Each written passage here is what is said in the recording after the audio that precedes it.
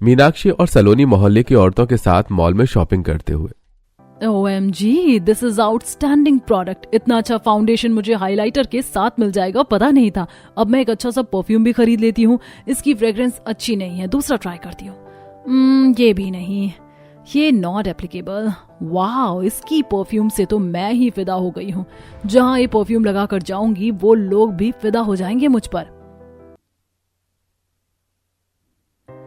बहू कितनी देर लगा रही है शॉपिंग करने में। अब तक तो हम एक हफ्ते की सब्जी छांट लेते और इसके बाद भी तू अपने लिए कपड़ों की शॉपिंग करेगी, हील्स वगैरह लेगी। वही तो सलोनी बहू, थोड़ा जल्दी करो। वैसे भी तुम सुंदर हो, तुम्हें मेकअप करने की क्या जरूरत है। और जब तुम नए नए लुक करके अपने हेयर स्टाइल चेंज करके कपड़े बदल कर मोहल्ले में निकलती हो तो तुमसे तो नजरें ही नहीं हटती हैं। ये बात तो तूने बिल्कुल ठीक कही सुभद्रा। जो भी कहो, मीनाक्षी की बहू सलोनी जब भी नए नए कपड़े पहन कर निकलती है तो नजरें नहीं हटती। पता नहीं विक्रम का क्या होता होगा इसे देखकर। वही जो मेरी बहू का देखकर तुम्हारा हाल होता है। मेरी बहू है ही इतनी सुंदर, पूरे मोहल्ले की एलिजाबेथ लगती है। माँ जी, इतनी भी तारीफ मत कीजिए। वैसे थैंक यू। और गंगा आंटी, सुभद्रा आंटी, अब तो आपको मेरे सुंदर दिखने का राज पता चल गया होगा, इसीलिए तो मुझे शॉपिंग करने में इतना टाइम लग रहा है। चलो जल्दी से शॉपिंग खत्म कर दो। उसके बाद माँ जी, मैं घर जाकर लंच में एवोकाडो सैंडविच, एस्प्रेसो कॉफी व हनी पैनकेक बनाकर खिलाऊंगी। वाह बहू, आज मुझे फिर से तेरी कुछ नई चीज खाने को मिलेगी। बताओ गंगा, सुभद्रा, तुम दोनों में से किसी की बहू ऐसी है जो इतना अतरंगी विदेशी खाना बनाकर खिलाए? मेरी बहू ऐसी है। यह बात तो है, मोहल्ले में तेरी ही सलोनी बहू है जो ऐसा खाना बनाती है। और तुम्हारे घर के जो सामने वाली बहू है पारुल, उसे तो बिल्कुल भी सजना सवरना नहीं आता। देखा था ना गंगा के कीर्तन में कैसे बनकर आई थी। कहाँ एक तरफ सलोनी का पहनावा, कहाँ दूसरी तरफ उस गंगा की बहन जी बहू का पहनावा। आंटी जी, आपको भी पूरे मोहल्ले में मेरी तुलना उससे करनी है? वो तो उस गिनती में भी नहीं आती। सो तो है। फिर सलोनी अपने मेकअप प्रोडक्ट, आउटफिट और हील्स खरीदने के बाद बाकी औरतों के साथ घर आ जाती है। वहीं दूसरी ओर गांव की बहू पारुल सूजी का हलवा बनाकर हॉल में आग के पास कुर्सियों पर बैठे परिवार को दे रही थी, जिसकी खुशबू से पड़ोसन विमला आ जाती है। मुझे पता था पारुल बहू तू ही है जो खुशबूदार हलवा बना रही होगी। और मुझे भी पता था आप आ रही होंगी, इसीलिए लीजिए तैयार है हलवा। आजा विमला, पैर सेंक कर गरम गरम हलवा खा ले। दिनेश ने आंच जला रखी है, इतनी ठंड जो है, मेरा तो घर से बाहर आने का बिल्कुल मन नहीं करता। और मेरा भी। तब विमला वहीं बैठकर पारुल के हाथ के बने हलवे को खाती है। वाह, मानना पड़ेगा इस हलवे में ना तो इतना काजू है, ना बादाम है और ना ही घी, फिर भी यह हलवा इतना टेस्टी लग रहा कि पूछो मत। और बहू घूंघट में खाना कैसे बना रही, तुझे परेशानी नहीं होती? नहीं आंटी जी, कोई परेशानी नहीं होती। और घूंघट तो एक लाज और परंपरा होती है जिसे गांव में आज भी निभाते हैं। वैसे बहू पर्दा कोई नहीं करता, तू सिर पर पल्लू भी रख लेगी ना, मेरे लिए वही बहुत है। आंटी जी, मेरी भाभी तो बहुत अच्छा खाना बनाती हैं, लेकिन बगल वाली भाभी को ये सब बनाना ही नहीं आता। बस वो मोमोज, स्नैक्स वगैरह बनाना जानती हैं। एक बार तो उनके घर से चावल जलने की बदबू आ रही थी तो उनकी सास ने उन्हें बहुत सुनाया था। हाँ, मुझे आवाज आई थी। हलवा बहुत बढ़िया था बहू, अब मैं चलती हूँ। ये कहकर विमला चली जाती है। पारुल सिलाई, कढ़ाई, बुनाई, घर के हर काम संभालने में निपुण थी। ससुर के सामने ही घूंघट करती थी, बाकी बहू सिर पर पल्ला रखकर भी रहती थी। वहीं उसी के घर में बगल में शहरी बहू सलोनी रहती थी, जिसके घर में हर एक चीज है और वो स्टाइलिश कपड़े पहने और कॉन्टिनेंटल और विदेशी खाना बनाने में एक्सपर्ट है। एक दिन दोपहर में धूप में बैठी मधुलिका केटरर को कॉल करती है और वहीं मोहल्ले की 3-4 औरतें भी धूप में बैठकर बातें कर रही थी। ओहो, ये केटरर्स वाले भी फोन नहीं उठा रहे। मैंने बोला था मैं आज एडवांस दे दूंगी, लेकिन अब मुझे टेंशन हो रही है। कल मेरे बेटे का जन्मदिन है, अब खाना कौन बनाएगा? इतने सारे लोगों का खाना बनाना मेरे बस की बात नहीं है। ऊपर से बच्चों को संभालना है, गेस्ट को देखना, अरेंजमेंट करनी है। बहू, तुम खामखा चिंता कर रही हो। तुम्हें तो पता है पूरे मोहल्ले में मेरी बहू को खाना बनाना कितने अच्छे से आता है। तुमको कैटरर्स नहीं मिल रहा तो ये जिम्मेदारी तुम पारुल बहू को दे दो, जिससे तुम्हें बच्चे और मेहमानों पर ध्यान देने का समय मिल जाएगा, वरना अकेले कितना संभालोगी। मधुलिका, तुम्हारे बच्चे की बर्थडे पार्टी है। अंजना की बहू बेशक खाना अच्छा बनाती हो, लेकिन उसके कपड़े कितने बोरिंग हैं, पता है ना। लेकिन मेरी बहू बहुत अच्छे से कपड़े पहन कर आएगी और तुम बोलोगी तो आजकल के बच्चों को पूरी सब्जी नहीं, पिज्जा, बर्गर, वेज रोल ज्यादा पसंद है। सलोनी को ये सब बनाना बहुत अच्छे से आता है। तुम कहो तो मैं सलोनी को कह दूं ये सब बनाने। लेकिन मधुलिका, बहू के मेहमान पिज्जा, बर्गर, वेज रोल नहीं खाएंगे। खाना खाना ही होता है, ऊपर से ठंड भी है। मेरी बहू गरम गरम खाना बनाकर खिलाएगी। तो मेरी बहू भी ठंडा खाना नहीं देगी, गरम ही देगी। लो, पहले मैं खाना बनाने के लिए कितना परेशान हो रही थी, लेकिन आप दोनों की बहू बना देंगी तो अच्छी बात है। मैं अपने बेटे की बर्थडे पार्टी में दोनों तरीके का खाना रखूंगी। गेस्ट और बच्चों को जो पसंद आएगा वो मैं लास्ट में बता दूंगी। ठीक है बहू, हमें ये मंजूर है। दोनों सास अपने अपने घर में बैठाकर अपनी बहू को मोहल्ले के बर्थडे पार्टी में खाना बनाने की बात बताती हैं। भाभी, अब तो बात पकवान और पहनावे की है। आप पीछे नहीं हट सकती। वो मॉडर्न कपड़े पहनेगी, लेकिन आपको अपने स्टाइल से कपड़े पहनने हैं। हाँ सौम्या, लेकिन मेरे दिल में सलोनी के प्रति कोई ईर्ष्या भावना नहीं है। ओ मेरी प्यारी भाभी, आप इतनी गाय जैसी क्यों हो? अच्छा छोड़ो, आप अपनी वो नई वाली साड़ी पहनना जो भैया ने आपको दिलाया है, और मेरा नया स्वेटर पहनना जो कोरियन जैसा है, ठीक है? अच्छा बाबा, ठीक है। तुम दोनों की बात हो गई हो तो खाना भी खिला दो। बहू मिक्स वेज पुलाव बनाई होती है और दही के साथ घर वालों को खिलाती है। वहीं मीनाक्षी भी अपनी बहू को बता देती है तो वो वार्डरोब से कपड़े निकाल कर दिखाती है। माँ जी, पूरे मोहल्ले में चर्चा है कि मैं कितनी खूबसूरत हूँ और अच्छा ड्रेसिंग सेंस है मेरा। अब तो वो गांव की बहू मेरे सामने फीकी पड़ जाएगी। देखो माँ जी, मैं ये वाली ड्रेस पहनूंगी और इसके साथ ये क्यूट मफलर। कल तो बस सलोनी तेरे पकवान और पहनावा ही चमकेगा। वैसे तूने अभी लंच में क्या बनाया है? अरे मैं बताता हूँ, बहू ने चिली पनीर टाकोस बनाए हैं। और यह भी खाने की कोई चीज है क्या? बहू, इन सब चीजों से पेट नहीं भरता। अरे कितनी बार कहा है तुम्हें, सर्दी का मौसम चल रहा है। आलू टमाटर की सब्जी, आलू के पराठे, सरसों का साग, गाजर मूली की सब्जी, गाजर आलू की सब्जी, ये बनाया करो। पर तुम बस ऊट पटांग विदेशी चीज बनाती हो। अरे बगल वाली बहू से सीखो थोड़ा। गरीब है लेकिन अच्छा खाना खाते हैं। पापा जी, आप लोगों को जैसा खाना बनाकर खिलाती हूँ, ये आप 5 स्टार होटल में जाकर खाएंगे ना तो 10-20 हजार रुपए खर्च हो जाएंगे। अगले दिन मधुलिका के बेटे शौर्य का जन्मदिन होता है। सलोनी दोपहर से ही मधुलिका के घर पर बर्थडे के डेकोरेशन करने में लगी होती है। वहीं पारुल भी बाजार से सामान लाकर मधुलिका के किचन में सब्जी काट रही होती है। बेचारी पारुल, तुम बस सब्जी काटते रह जाना, मैं तो रेडी भी हूँ। सलोनी, तुम अभी चिंता मत करो, 3 घंटे हैं शाम की पार्टी शुरू होने में।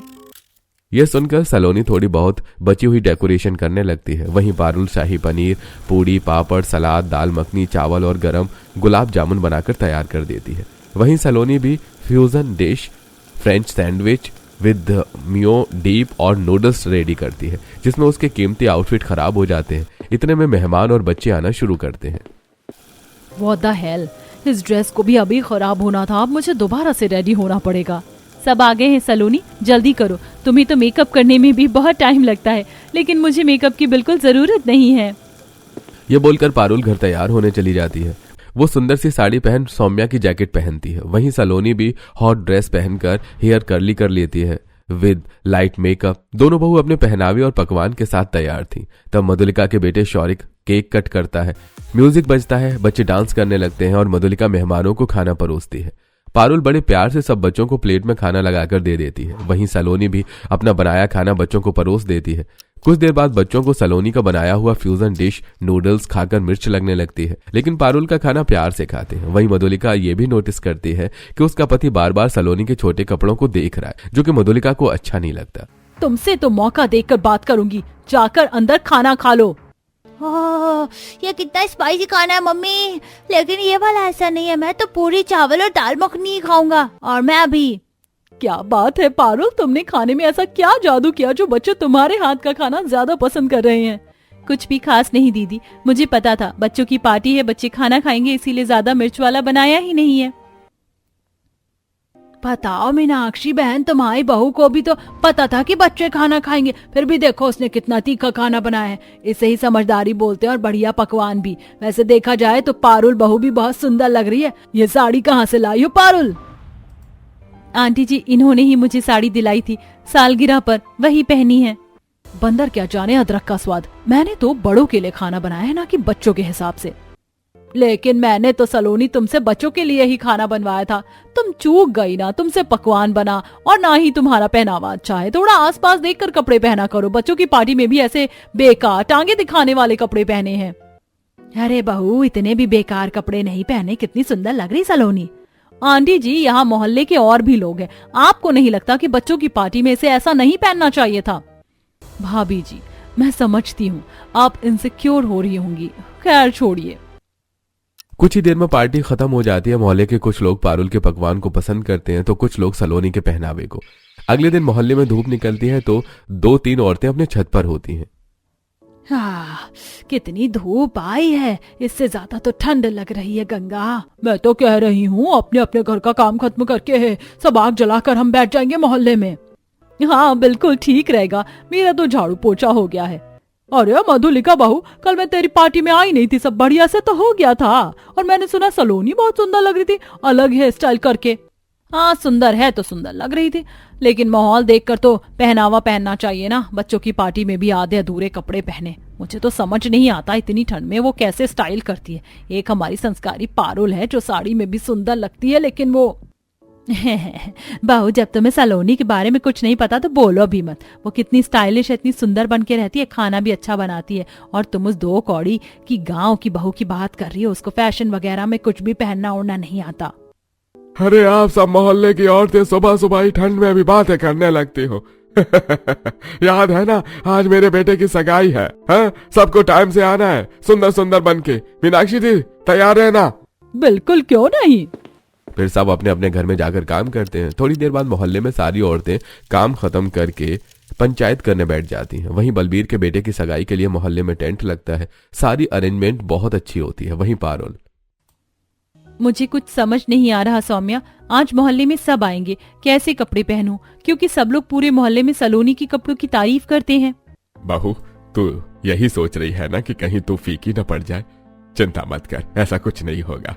जितनी संस्कारी तू है, सलोनी तेरी आधी भी नहीं है। बहू, ये देख मेरी कढ़ाई वाली साड़ी, इसे मैं नाक के बराबर पहनी हूँ और इसके साथ तो मेरी ये वाली शॉल पहन कर जाना। आज बालों में गजरा लगा के सौम्या अपनी भाभी को तैयार कर देना, और ऐसे तैयार करना कि मुझे अपनी बहू की नजर उतारनी पड़े। ठीक है माँ? दूसरी ओर सलोनी अपनी अलमारी से ढेर सारे कपड़े निकालकर बिस्तर पर फैला देती है और वहां सास ससुर पति खड़े होते हैं। माँ जी, पापा जी, मैंने आपको इतने सारे कपड़े निकाल कर दिखा दिए, कोई तो बताओ मैं आज की मोहल्ले वाली पार्टी में कैसे कपड़े पहनूं? सब मुझे देखेंगे। विक्रम, तुम ही बता दो। देखो मेरी मानो तो मोहल्ले के बहुत सारे लोग होंगे और सगाई की पार्टी है। आज तुम वेस्टर्न ड्रेस मत पहनना, कोई सुंदर सी शिमर वाली साड़ी पहन लो शॉल के साथ। ये जो निकाली है ना, ये बेस्ट है। हाँ बहू, यही पहन ले, मैं भी खड़े खड़े परेशान हो गया हूँ। शाम को मोहल्ले की सगाई पार्टी में पारुल सास की बनारसी साड़ी पहनकर, हल्का मेकअप, बालों में गजरा लगाए, फ्लैट सैंडल्स पहनकर पहुंच जाती है। वहीं हील्स में सलोनी चमचमाती डिजाइनर साड़ी पहनकर इतराकर पार्टी में पहुंचती है, जिससे फोटोग्राफर उसके आते ही फोटो खींचने लगते हैं। मैम, आप तो बहुत ज्यादा प्रिटी दिख रही हैं, पोज चेंज कीजिए।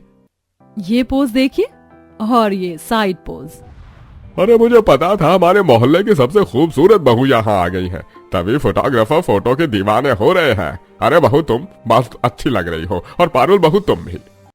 बलबीर सलोनी के सामने से निकलकर पारुल की तारीफ करता है, तभी वो जल्दी से घूंघट कर लेती है और पैर छूती है। नमस्ते चाचा जी। हाँ, जीती रहो बहू। हरिया जी कहाँ है? बस आ रहे हैं, आपके बेटे की शादी और सगाई की बहुत बहुत बधाई हो। हाँ जी, शुक्रिया। वैसे पारुल बहुत अच्छी लग रही है। जो भी हो, मेरी बहू से ज्यादा सुंदर थोड़ी लग रही है पारुल। जरा उसके पुराने जमाने के कपड़े देखो और मेरी बहू के आज के जमाने की साड़ी देखो। फैशन के दौर में संस्कारों की इज्जत कहाँ कर सकते हैं हम वही, लेकिन ऐसा पारुल बहू के साथ नहीं है।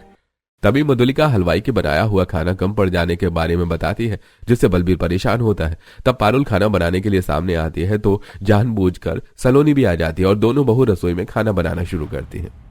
चाचा जी, आप चिंता मत कीजिए, मैं खाना तैयार कर देती हूँ। मिक्स वेज, दाल, पूरी छनवा देती हूँ और चावल जल्दी बन जाएंगे। चाचा जी, इसका देसी खाना लोगों को कब तक खिलाएंगे? आप तो जानते हैं मुझे भी खाना बनाना आता है। क्यों ना आपके मेहमानों को कुछ अतरंगी खाना खिलाएं, जैसे कि फ्रूटाट हो गया और वेज रोल, साथ में मोमोज और चटनी। देखना, पार्टी में सब लोग सलोनी के बने पकवान की तारीफ करेंगे, ना कि पारुल बहू के पकवानों की। देखते हैं। बलवीर के दोनों नौकर बहू की बनाई लिस्ट का सामान लाकर दे देते हैं। एक तरफ बलवीर के बेटे की एंगेजमेंट होती है, वहीं दोनों बहू रसोई में पूड़ी छान रही थी और एक वेज रोल के लिए वेज ग्रेवी तैयार कर रही थी। इस बार तो पार्टी में पारुल सब मेरे पकवान के दीवाने होंगे, ना कि तुम्हारे। देखते हैं सलोनी, ये तो मेहमान ही खाकर बताएंगे किसका खाना किसे अच्छा लगा। कुछ ही देर में दोनों बहू मेहनत करके अपना बनाया खाना तैयार कर देते हैं और जब एंगेजमेंट के बाद सब लोग दोनों बहू के हाथ का खाना खाते हैं तो तारीफ करते थकते नहीं है। सब टेबल कुर्सी पर बैठकर खाते हैं। वाओ, चलो अच्छा, किसी पार्टी में तो यूनिक डेजर्ट खाने को मिला। I love this fruit tart.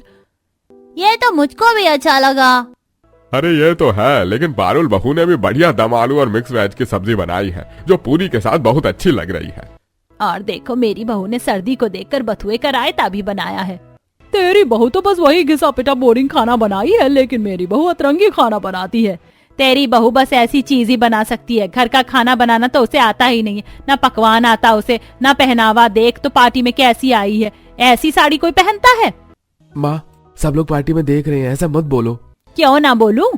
Aunty जी, अब मेरी बीवी इतनी गुड लुकिंग है तो क्या कह सकते हैं, लेकिन पारुल भाभी ऐसी कहाँ है? अरे हम अभी वोटिंग कर लेते हैं।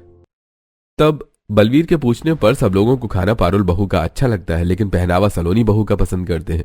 फिर इसी की चर्चा मोहल्ले में कुछ दिनों तक होती रहती है। सलोनी हमेशा घर से बाहर जाती तो इतरा कर जाती, कभी वो छोटे कपड़े पहनती है तो कभी वेस्टर्न ड्रेस में शॉपिंग करती है। एक रात मोहल्ले में रात को सब आग जलाकर बैठे थे। ओह, इतनी ठंड में रात को आग जलाकर मूंगफली खाने में जो मजा है ना मोहल्ले वालों के साथ बैठकर, वो और कहीं नहीं आता। ये तो है सुभद्रा, आज सुबह सलोनी बहू को देखा था, कितने अच्छे कपड़े पहनी थी। क्या अच्छे कपड़े पहने थे उसने? टांगे दिखाती है इतनी ठंड में भी ऐसे कपड़े पहनकर। अच्छा हुआ मीनाक्षी तेरी कोई बेटी नहीं है, वरना वो तो बहुत बिगड़ जाती। हाँ, तेरी बहू पहनावे में घूंघट क्या करती है? तो सारी लाज शर्म तेरी बहू को ही है। मेरी बहू तो बहुत बिगड़ी हुई है, और बेटी होती तो वो भी बिगड़ जाती। अरे उसके जैसा मोहल्ले में कोई और तैयार नहीं हो सकता, ना ऐसा डिश बना सकता है। देख अंजना, तेरी बहू घूंघट वाली है, खाना भी अच्छा बनाती है, अच्छी बात है, लेकिन मीनाक्षी की स्टाइलिश बहू को देखकर मेरी बहू भी स्टाइलिश हो गई है। और अब मैं जहाँ जाती हूँ ना, लोग मेरी तारीफ करते कि तेरी बहू कितनी प्यारी है, स्टाइलिश है। ये तो मैं भी मानती हूँ। पहनावे से क्या करना है, खाना तो मेरी बहू ही अच्छा बनाती है। नहीं, मेरी बहू अच्छा बनाती है। आपको पता है ना, नए साल में हमने जागरण करने की सोचा था, अभी तक नहीं हुआ है, तो हम देख लेते हैं दोनों बहू में से कौन सी बहू अच्छा खाना बना सकती है। हम दोनों बहू के बीच मोहल्ले में कंपटीशन करवाते हैं। जिसका खाना सबको पसंद आया पहनावे के साथ, वही बहू नए साल के जागरण का प्रसाद भी तैयार करेगी। क्या कहते हैं आप लोग? अरे ये तो बहुत अच्छा आइडिया है, लेकिन ट्विस्ट ये है कि दोनों बहू को पहनावे में किसी अलग चीज का इस्तेमाल करके अच्छा दिखना है। अच्छा हुआ मैंने सब सुन लिया, मैं इस चैलेंज के लिए तैयार हूँ चाचा जी। आँच बुझ जाती है, सबकी मूंगफली गुड़ पट्टी खत्म हो जाती है, सब अपने अपने घर में सोने चले जाते हैं। अगले दिन झाड़ू लगाते समय, सौम्या, शाम को कंपटीशन है, मैं ऐसा क्या पहनावा रखूं जिसमें मैं जीत जाऊं? मैं उसकी तरह छोटे कपड़े तो नहीं पहन सकती, पर पैसे भी नहीं है कि डिजाइनर पहनूं। भाभी, जब आप खुद कलाकार हो तो अपने कपड़े खुद बना लीजिए। मैं तो सोच रही हूँ रंग बिरंगे फूल आप अपनी साड़ी में ऐड कर दो। अरे हाँ, ये ठीक रहेगा। वही सलोनी कॉल पर, मिस्टर दास, आपको समझ आ गया ना मुझे शाम तक किस तरह का आउटफिट चाहिए? उसमें बर्तनों का इस्तेमाल करना है आपको।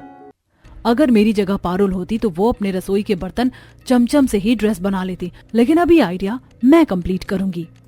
पारुल अपनी साड़ी सिलकर उसमें सुंदर सुंदर फूल लगाती है। दूसरी तरफ सलोनी के डिजाइनर आउटफिट भी बनकर आ जाते हैं। शाम को जब दोनों मोहल्ले में लगे टेंट में कुकिंग कंपटीशन में पहुंचती हैं, तो कुर्सियों पर बैठे मोहल्ले वाले दोनों को देखकर हैरान थे और बातें बनाने लगते हैं।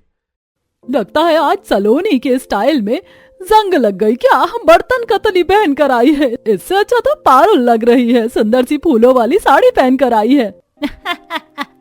आज इसका पहनावा ऐसा है तो ना जाने पकवान कैसा होगा।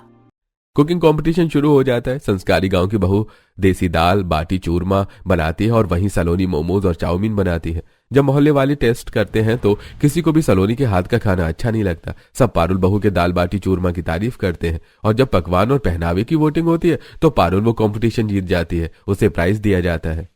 अरे वाह पारुल बहू, पहनावे से लेकर पकवान तक तुमने क्रिएटिविटी दिखाई, पर सलोनी आज तुम पीछे रह गई। अरे इसलिए नए साल की जागरण का सारा इंतजाम और प्रसाद बनाने की काम हमारी पारुल बहू करेगी। शुक्रिया चाचा जी, मुझे इतनी बड़ी जिम्मेदारी के लायक समझने के लिए। अरे नहीं बेटा, तुम इसके काबिल हो। सबको पता नहीं कैसे इस गांव की गंवार का पकवान और पहनावा कैसे पसंद आ गया। सलोनी गुस्से में वहां से चली जाती है। 2 दिन बाद जागरण का दिन आता है। गंगा आंटी, आपने कहा था माता रानी की मूर्ति का इंतजाम करेंगी, मिली आपको मूर्ति? आप जानती है ना रात को पंडाल सजवाना है और मेरे को प्रसाद की तैयारी भी करनी है। नहीं बहू, मुझे कहीं भी माता रानी की मूर्ति नहीं मिली। अब पारुल तुम्हें ही अपने हाथ से माता रानी की मूर्ति बनानी होगी, समय नहीं है। आपने ठीक कहा।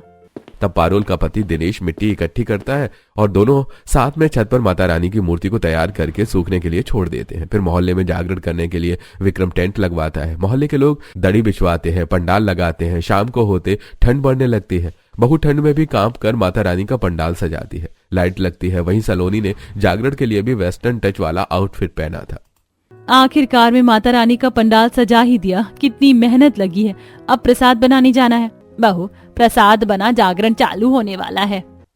पारुल नहा धोकर आती है और अपनी सास की साड़ी पहनकर सुंदर बनकर जागरण के लिए आती है, जिसे देखकर सब तारीफ करते हैं। मोहल्ले की कुछ लड़कियां खाना बनाने के लिए लगे टेंट के नीचे आलू छिलवाकर बड़े पतीले में चूल्हे पर उबलवाने रखती हैं और एक पतीले में हलवा तैयार होता है। दूसरी तरफ जागरण शुरू हो जाता है। सब लोगों ने अपने माथे पर जय माता दी की चुन्नी बांध रखी थी। भजन शुरू हो गए थे। जय हो मैया की, लगवा दे मैया, जय हो लगवा दे मैया, लगवा दे मैया लॉटरी 10 करोड़ की। सुना है दर से तुम तो किसी को खाली नहीं हो मोड़ती। मैया मेरी जगदम्बा, हाय मैया दे दे तू हमको दर्शन, कब से काट रहे हैं तेरे चक्कर, ओ मैया मेरी जगदम्बा। यहाँ बैठना कितना बोरिंग है। जय माता दी, जय माता दी। और 2026 की शुरुआत में हम माता रानी से प्रार्थना करते हैं कि सबके घर में खुशियां बरकरार रहे, इस मोहल्ले में शांति रहे, माता रानी सबकी मन्नत पूरी करे। बोलो जयकारा शेरा वाली दा, बोलो सच्चे दरबार की जय। बलवीर गाना भजन शुरू करता है। मोहल्ले के लोग ढोल मंजीरा बजाते हैं। इतने में एक छोटी सी कन्या खिलौने वाले शेर पर बैठकर आती है और आशीर्वाद देती है। सब आशीर्वाद लेते हैं। सभी लोग जागरण में मगन हो चुके थे। वहीं पारुल ठंड में काम कर हलवा, चने, पूरी, आलू भंडारे का प्रसाद तैयार कर रही थी। माता रानी की दया से मैंने सारा प्रसाद तैयार कर दिया। 4 बजे माता रानी की कथा होगी। सौम्या, तुम थोड़ा ध्यान रखो, मैं आती हूँ। जी। माता रानी की कथा के लिए जागरण में से कुछ लोग नहाने चले गए थे और पारुल भी दूसरे काम देखती है। इसी बीच सौम्या कुछ देर के लिए वहां से चली जाती है और छोटी बच्ची को छोड़ देती है। लेकिन सलोनी को वो छोटी सी बच्ची बड़े से बर्तन के पीछे दिखाई नहीं देती और वो जानबूझकर आलू की सब्जी और हलवे में पानी डाल देती है और जोमेटो से ढेर सारा हलवा ऑर्डर कर देती है और साइड आ जाती है। अब आएगा मजा, जब सब लोग प्रसाद खराब करने पर पारुल की क्लास लगाएंगे और माता रानी को भोग नहीं चढ़ पाएगा। तब मैं कहूंगी कि मैंने प्रसाद बनाया है। सब मेरी तारीफ करेंगे मोहल्ले में। ये सब वो 10 साल की बच्ची सुन लेती है और जब पारुल वापस आकर हलवे के प्रसाद में इतना सारा पानी देखती है तो मोहल्ले वाले गुस्सा करने लगते हैं। ये क्या किया पारुल तुमने? कितने विश्वास के साथ हमने तुम्हें ये जिम्मेदारी दी थी। हमारे नए साल का जागरण का प्रसाद था। ये अब हम माता रानी को क्या खिलाएंगे? अरे मुझे तुमसे ये उम्मीद नहीं थी पारुल। मेरा विश्वास कीजिए, मैंने प्रसाद खराब नहीं किया। मैं अच्छे से बना कर गई थी यहाँ से। अब एक्टिंग करके क्या दिखा रही हो? चाचा जी, माता रानी के जागरण का प्रसाद नहीं बना तो अपशगुन हो जाएगा। मैं फटाफट से हलवा बना कर लाती हूँ।